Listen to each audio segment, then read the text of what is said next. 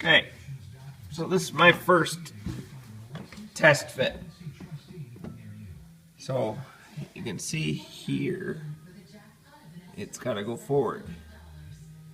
Okay, you can see I still have room on my pipes. So what we can do is clean our pipes a little more, open them up a little bit more, and then just fit it again on the bench and see if we can get them up tighter.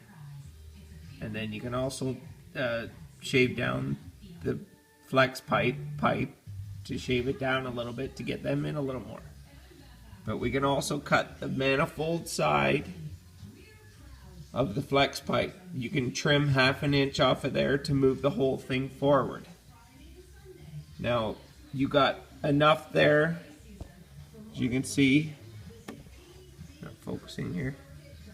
As you can see, you got more than enough inside that pipe, but it's always good to get as much as you can. But because of this bend, it makes it really tricky. So like I said, we can move it forward by trimming out the front. So we'll take it all back out and fit some more.